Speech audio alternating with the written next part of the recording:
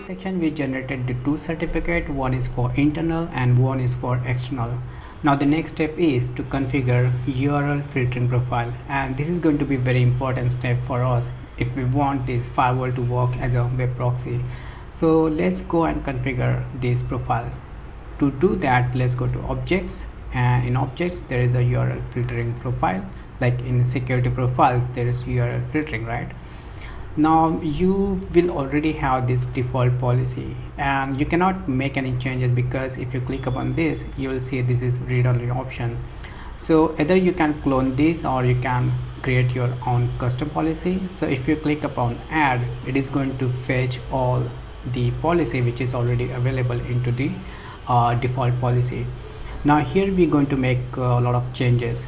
So first thing first, in the categories you can see the category name. So first we have which is custom URL categories. So this is the one category what we created already, if you remember in our earlier video. For example, let's cancel this, and if we go into in here which is URL category under the custom objects, so the one we created which is social networking website for blocking the social media networking, so that is something we can see in here. So why it is coming in here we can discuss upon this later once we configure this security policy. But when you create the profile you're going to get this option already. So first thing would be like custom URL category, and it would be at the top as well. Now second, it has to be EDL as well. Since we have not configured the EDL, that's why it is not showing here. Then the third category would be the predefined categories. This is something coming from the Palo Alto Firewall database, because once you purchase the advanced filtering license, it is going to fetch all the category from its database. So let's do one thing, let's create one of the EDLs, so it should show in here. So let's go in external dynamic list, let's create one of the test policy, let's say like EDL test, and I'm going to select as a URL list, and let's say I have one of the IIS server I'm going to use into future which is 0.110 and EDL test.txt. it could be my like one of the file, and the duration you can select as per your requirements. So let's say like every 5 minute fetch. So we will have discussion upon this once we create the EDL once again, and just do OK. Since it is has generated, we should be seeing here like in URL filtering. Let's see if this is coming. Let's go and add once again. So as you can see, now we have three categories. One is custom URL categories, other is external dynamic URL list, and third is of course predefined categories. And these two categories always going to become at the top of these predefined categories, because when you are creating any website which have like custom category, they are going to match from top to bottom. So once you have URL category, it is going to match first, and if you have EDL, it's going to match after this URL category, and then it's going to match other predefined URL category, right? So hope you understand about these custom categories.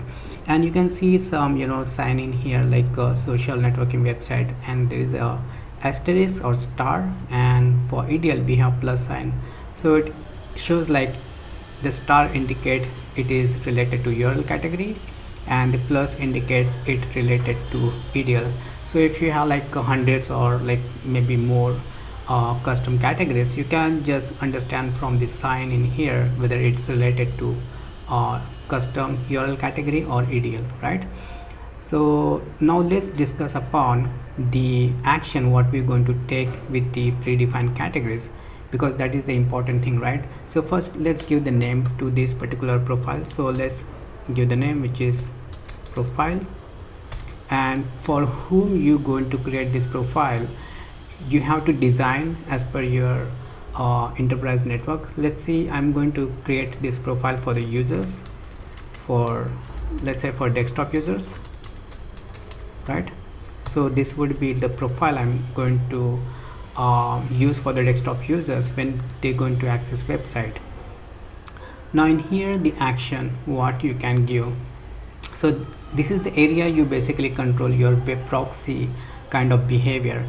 Let's say there is like a person who is going to access any kind of adult website, then what action you want to take, because when you create this profile, all the action is going to be allowed by default. So if you scroll down, you can see all the options are by default allowed. So this is not good, right? So you need to make the decision what action you want to take with each and every website.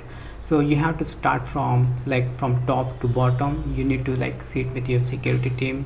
They also need to have some understanding about the which website we want to allow or block. So let's say like adult website, of course we do not want production user to use. So once you click upon this, you are going to get the option which is alert, allow, block, continue, override. We will discuss each option like one by one, but let's say we want to do block. So once you do block, let's see what happened. It select the user credential submission, also going to be blocked by default. But if you're going to select like alert, this is not going to be like auto block. For example, we had this allow, right? So let's select different category, for example alcohol and tobacco. If I select alert in here, it's not going to change, it's going to remain allow, right? But once you click upon block, it is auto going to be blocked for the credential submission as well. So let's say we want to block this adult category, so I selected block, so it become blocked for both options. Now let's say the other category, for example alcohol tobacco, is block. Now let's find some different category which we're going to use as a production. So for example, I'm going to use like let's say educational. This site I want to allow for user. Now let's try to understand difference between all these options. So let's say on the educational institution category, if I select alert, then what will happen basically, when the user tried to access any website which is related to this category, they're going to access a website. At the same time, they're going to generate the log on the firewall, right? So this is all about alert. And when you select allow option, what will happen, the user going to access website, but it is not going to generate any log. So that is the main difference between the alert and allow. And the Palo Alto recommend that we should be using alert option, because if we want to investigate any log, the alert is going to give us like more investigation log in future if you want to investigate any kind of request, right? So always select alert in case you want to allow. Now next option, let's try to understand, which is we already discussed about block. Like block, of course, if we do not want to give any access to user, of course going to be blocked. Now let's say continue. Let's see the entertainment and arts. For example, if we have this category, we want user to give some warning that the site they are going to access, it could be harmful for them. Now let's say like kind of gaming, right? Let's try to understand about this. Let's say user try to visit any website which is gaming related, then we need to select this continue option. So what will happen when user think that this site they are accessing, this is legit, but at the same time they're going to get some kind of warning that going to warn them that the site you are trying to visit, it could be harmful. So are you sure you want to access this website? So they're going to get some continue option. So that is the area like you going to select this continue, and they should be getting some prompt. Now the other option, which is like override. So this is something, when you select this option, then user going to get the prompt for the password. So they need to add password.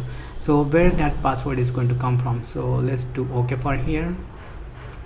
And if you go into the device, and in device, let's go to setup, and here there's a content ID. So in here you see their URL admin override. So you need to set the password in here. So this password basically put by the user, but this actually option not used by maybe not many enterprise, but if you want to enable this option, you can do that. But the most option we're going to work with, which is alert and block, and maybe for some reason continue if we believe the user need to access website, but they should be getting prompt, because users like they think that the site is going to be legit, they might click upon continue, and let's say that site is malicious, then they're going to access website. So it's better, you know, just work with the alert. If we believe any site is legit, let's do the alert. But if we believe the site which is actually like harmful, for example command and control let's not do alert, has to be blocked, right? So we need to go step by step with each and every website, and then after that we need to select the option whether it has to be alert or it has to be blocked. So these are the two options mostly enterprise work with. So let's say we went through each and every option and we have done all the the action what we want to take with the website. Now we, for example, came to know about one of the website, we do not know what that category is. For example, let's take an example about amazon.com. So to check the category, there is an option it called check URL category, right? So you need to just check upon this URL category. It will take you to the URL filtering Palo Alto networks, and there is the area you can actually do some testing with the category. So I did some testing earlier. So let's say like amazon.com, I'm going to select I'm not robot. So it is going to show you which category this basically site comes in. So basically this is coming to the shopping category, right? Since this website comes under the shopping category, so on firewall what I'm going to do, I'm going to search for this shopping category. So if I do filtering, I see shopping category in here. So I want to allow for the user, so I'm going to do alert, right? So this is the alert. We will discuss about this user credential submission once we go tab by tab. So let's say I have done this, I'll say okay. Now I want to know about some other categories. So let's say check URL again, and in there let's say I want to know about, see one of the category I check for the zynga.com, which is like gaming related, but I do not know whether it's come the gaming or something harmful website. Check upon like I'm not robot, do search again, and of course it's going to show under the category which is games. So I'm going to go under my like search and going to select for games, and I see like it says override, but I want to block, I don't want user to be access this website, so I'm going to select okay. So that is how you can take advantage of check URL category if you do not know what that site comes under which category, right? Now let's go to the next option, which is URL filtering settings. Now in here the first option is already selected, this is related to the log. Now second option is going to be important, which is safe search enforcement. So what that means is, for example, if you have the PC, let me take my pen in here. Let's say we have this firewall in here, and behind this firewall there's my local area network, and like many users are sitting. So let's take an example about like two users. So let's say this user A and user B. So the job of the user A is like going to do some research, right? So what this user do, basically he goes to the website search engine tool. For example, he goes to google.com, he goes to bing.com, and he do all this search or research on this search engine tool. But in his web browsing, for example, if he has not enabled safe search, then what will happen? For example, he have made some search about the adult keyword, then what will happen, this user is going to get the information or the content about all the adult in images and video. But let's say we have user been here, but he has like enabled, which is safe search in his browser, for example. So when this user going to search for adult keyword, he's not going to get any kind of images or videos, so everything is going to block under his browsing. So that is all about safe search, as we know. So for example, if a user have not enabled this safe search into his browser, then what will happen when the request is going to come to firewall going to take action behalf of this user A, and he's going to block all the content related to adult or anything which is blocked under this search engine tool. So that is all about this safe search enforcement the firewall is doing behalf of the user, right? Now the next one is HTTP header logging. So we are not going to select any option, we are going to keep as default. Now let's move on to our next section, which is user credential detection.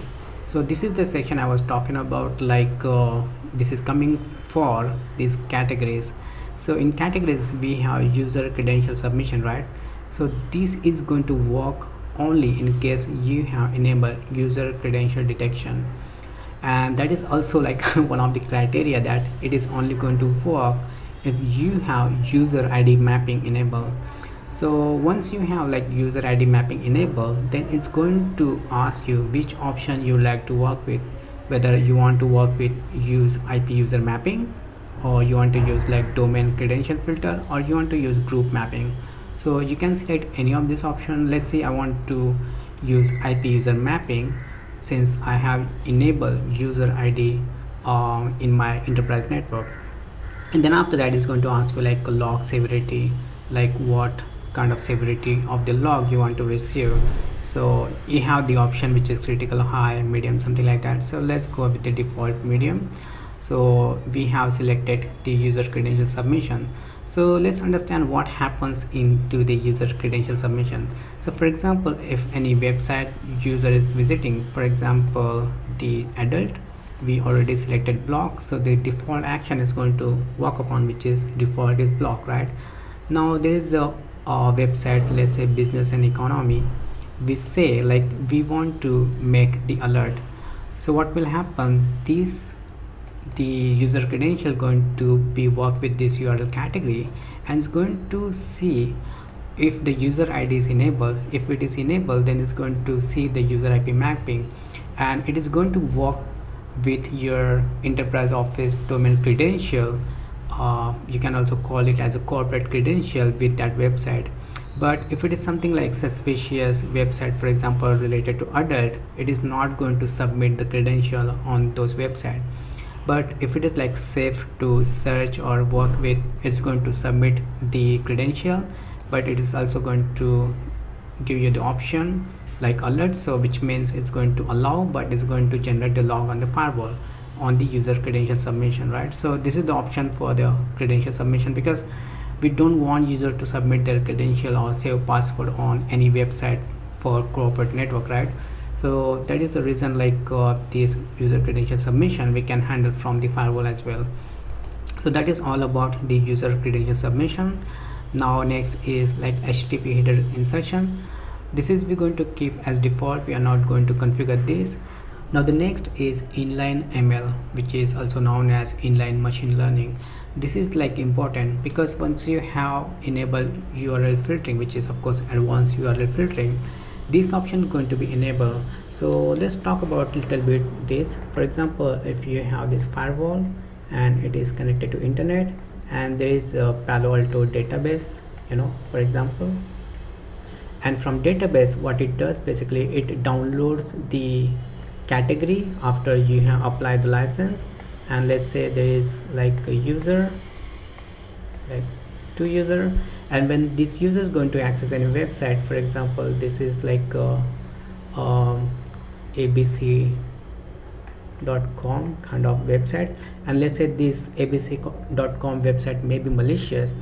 There's this inline ML or machine learning, what it's going to do is going to match against the database download, and when any website is requested by the users going to abc.com, he's going to like work with his database as well as the behavior of this particular website on the internet. So based upon that, it does like live detection and action it takes by the help of its machine learning. So the machine learning can be like a combination of the user behavior is requesting to the website as well as the database is available from the Palo Alto on this firewall. So machine learning is like a good option because it helps firewall to take decision in order to block any kind of malicious activity. Since we have configured all our options, now we will do and say okay. Now let's say after working with your security team, you have created this particular profile specifically for the desktop users. So you have taken all the actions into the predefined category like allow, alert, block, anything like that. Now this profile is ready and you can apply into the security policy. Now let's see which is our next option. So the next option we're going to work upon, which is like decryption profile, right? So this is for now, and I'll see you in the next section.